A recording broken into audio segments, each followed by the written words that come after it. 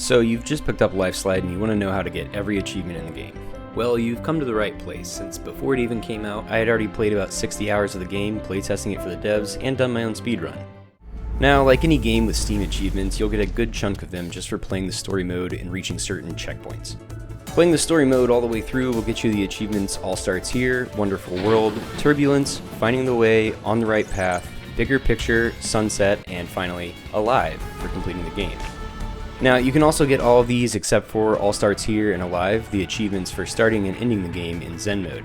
Zen mode randomly generates level segments, so if you've never played story mode before, you'll get those achievements whenever you reach the corresponding segments. Zen mode also has its own achievement called Around the World, requiring you to go 10,000 distance in one run on Zen mode. While this should only take you a few minutes of genuine play and is a great way to acquaint yourself with the controls, you can also AFK it by simply starting a Zen mode game and leaving your game alone for 5 to 10 minutes. Crashing does not reset your distance score, and Zen mode restarts you with no prompt, so even if you immediately crash, you still accumulate distance. The next set of achievements you'll also likely get from playing the story mode with no extra effort. Change of Heart requires you to pick up a power-up while already holding a power-up. The first place you can do this is in the striving level, where willpower is scattered plentifully across the level. Even if you don't try to get this, you will almost certainly at some point in the game pick up a second power-up. Striving is also the first level you can get the Chain of Events achievement, where you have to use 3 will power-ups in quick succession, more specifically within 6 seconds of each other. This is very easy to do both on Striving and Inspiring, where the pertinent power-ups are readily accessible, especially if you save the first boost to use just before you collect the second boost. By the time you're through the Striving level, you should also have enough matter collected to make your first upgrade, earning you the Road to Improvement achievement. Right after Striving is Understanding, where we will encounter the first Knowledge power-up used to open certain marked features on levels. Using Knowledge 30 times will get you the Endless Possibilities achievement, with the update notifications every 10 knowledge used. For Cut the Air, you'll need to reach max speed, which does not need the fastest plane nor all the speed upgrades to achieve, and is easily done by going into a sharp dive. If you've collected at least 1,000 matter by this point, you've probably seen the other partial achievement notifications for Tangibility, for which you will have to collect 10,000 matter, and there's no way to do that other than playing the story mode. One of the best levels I've noticed to farm matter is Striving, simply because it is an easy level to navigate and you get an additional 8 or 10 matter for every time you collect an additional power up on top of the one you're already holding. Last of this set of achievements is Second Wind, which requires you to run out of time and then regain it after going dark. Again, this will probably happen just from playing the game any decent length of time, but you can easily set yourself up to get this achievement by simply allowing yourself to run out of time and pointing your plane towards a nearby time particle. Going dark gives you a boost in speed and jettisons you forward, so just make sure to line yourself up. The next set of achievements are the more difficult completionist variety. Of these, there are 3 that essentially just require you to gather either plane parts or matter. Get the All the Pieces achievement for unlocking all the planes by finding all the plane parts randomly generated throughout the levels.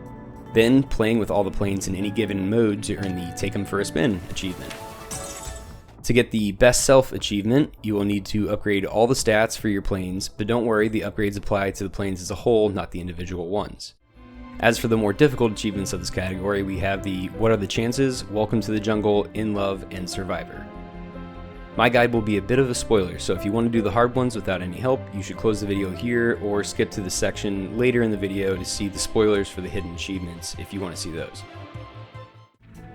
For What Are the Chances, you need to lose time, go dark, and pick up more time 3 times in a row with no more than 20 seconds in between each revival. Now, I might have done this a few times in my play of Lifeslide, but the easiest way to force the achievement is to set yourself up to get it on Consciousness, the first level with time gems. All you need to do is zigzag back and forth to run some time down, since you can get all the way through this level without collecting a gem on any plane. Then, just before you lose time and go dark, line yourself up with a nice flat and straight trajectory toward the nearest time gem, trying to collect only a few as you do. Then, rinse and repeat for the next 2 revivals. If you find you've picked up a bit too much time, as I did here, try to skim the ground lightly to shave a few seconds off of your timer.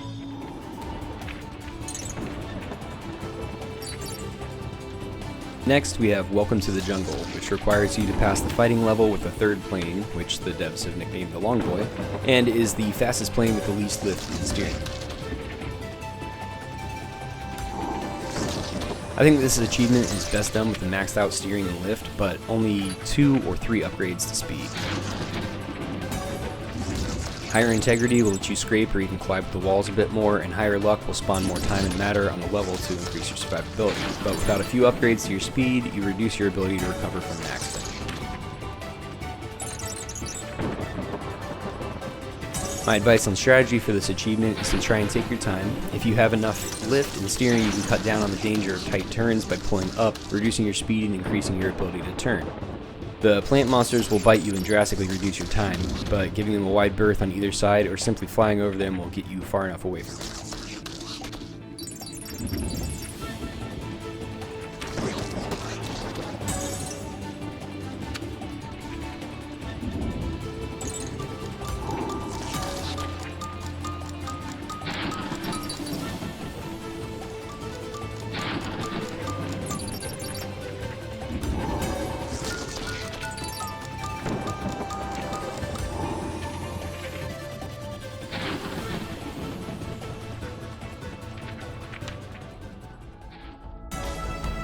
The next achievement really does take some skill no matter how you approach it. In Love requires you to pass the loving level without collecting any gems. Now, when I was playing this just before the release, the achievement was malfunctioning and giving it to me regardless of whether or not I picked up a particle. However, I did go ahead and do this the legitimate way so I could show you how I did it. The best approach is to do this achievement with max upgrades, excluding luck since that controls the quantity of particles and levels, and we don't care about those except to avoid them. I went ahead and attempted this without maxed integrity, but if you do have maxed integrity, you should be able to get to the end of the level or very close without losing time and going dark. I chose to use the fastest plane since I would need speed to overcome my handicap in time, but this can totally be done on a less fast plane. First off, if you complete the previous level with a boost power-up, you can start the loving level with a boost power-up as well, which obviously helps to speed things along in open or floorless areas where you can't hug the ground to generate speed. On that note, it will be pretty important to try and hug the ground as much as possible to capitalize on every available increase in speed and lift, which is what hugging the ground essentially does. If you collide with anything short of lightly skimming the ground, the reduction in time from the impacts and the slowing of your pace will make this achievement nearly impossible. Obviously, try to avoid any gems and pick up any boost power-ups that you can without diverting your path too much and slowing your momentum. The last stretch is where this gets really tricky. Even with max integrity, you're going to have to lose your time and go dark just before the next level threshold. When you go dark, your lift and steering essentially revert back to their base stats, and you get a slight speed boost that propels you in the last direction you're pointing before going dark. You need to try and line your plane up to point as directly and as level as possible towards the next level threshold and let the time loss push you over the finish line. The last and arguably most difficult completionist achievement for Lifeslide is the Survivor achievement. To earn this, you'll need to complete the game without crashing once. This can be done from either a new game or the level select menu, so long as you go from beginning to end without crashing. Keep in mind that if you attempt this from a new save, you'll be stuck unable to upgrade or switch planes for the entire game, so it is advised that you try this achievement with most or all upgrades. There are different strategies you can take, but the most surefire way to complete this is to use the first of the planes unlocked through 5000 matter, the second to last of the selections, which has the max integrity, very high lift, and average speed and steering, so it shouldn't be too fast or difficult to control. You could also use the slow and dumb plane, the fourth selection, which offers the highest steering and very high lift, but speed can be an issue on the few uphill levels that require it. I personally am saving this achievement to try and get it with the fastest plane on max speed just to make it as difficult as possible. Last of all the achievement categories are the collectibles achievements. These are most definitely spoilers for finding the hidden objects on each of the applicable levels, so as I said earlier, if you don't want the surprise or challenge to be ruined, you should stop the video now. However, if you do and you feel like I've helped you learn something, please hit those like and subscribe buttons before you go. Alright, I'll give you a few seconds. Okay, still here? Good. Finding these collectible unlocks different skins that you can buy for each plane, and even without my guides, the levels will point you towards them if you follow the double strings of time and matter gem. After you've gotten it, you don't need to complete the level or worry about crashing and losing the object. Pickup is completion. However, I'm going to show you how to get each one hopefully very clearly without too much confusion. First of the hidden objects is in the understanding level. What you're going to want to do is to either take a straight shot down the level or keep to the right until you're at this last little kingdom plot. I used the slow and dumb plane so I could take these really high climbs and see the level very clearly.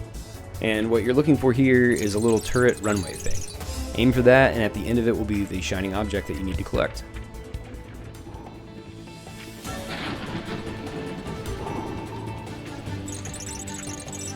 The second object is quite well hidden in the fighting level, and is pretty difficult to find since fighting is, at least to me, the most difficult level to remember. But once again, we're going to keep to the right, looking for the double strings of gems.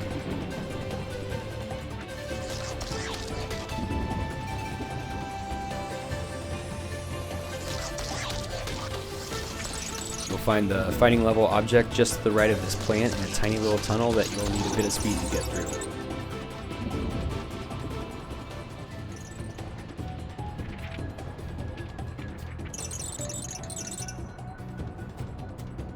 In the very next level, healing, we'll once again hang right and collect up a boost to push ourselves up to the treetops, and stay to the very right here, and it will be very obviously visible quite early in the level.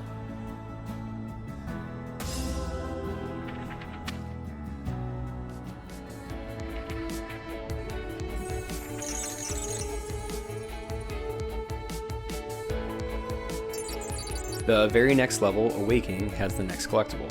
And for this one, you might want to get a plane with a bit more speed since this one is very high up. We're going to take a straight path through the level, counting the ramps as we go.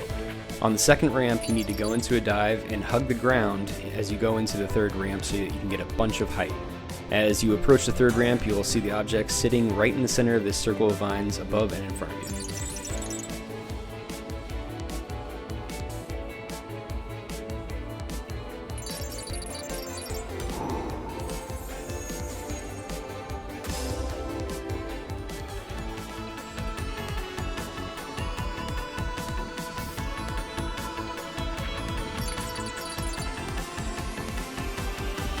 The next level that you'll find an achievement is on creating, and you'll need to hug the left-hand side, going through 3 or 4 of these knowledge gates until you see this interesting alleyway just to the left of the next gate.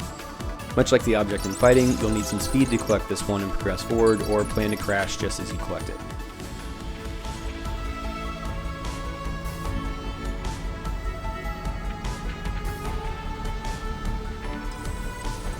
Two levels after creating, we have Loving, which, unlike any other level, requires you to go down for this object. On the third segment, which is easily distinguished by the narrowing cliffs on either side, right in the middle there will be a little overhang that you can dive under, and right there is the collectible.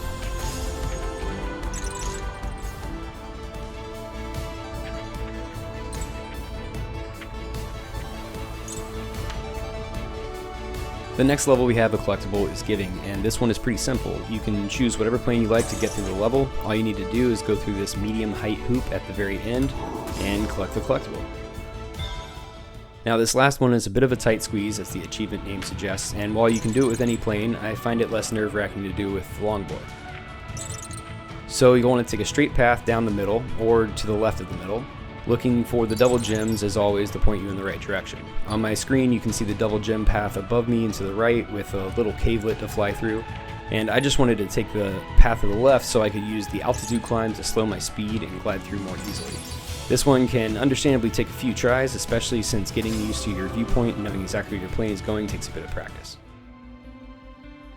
Alright, and with that you should know how to get every achievement available at this time in Lifeslide.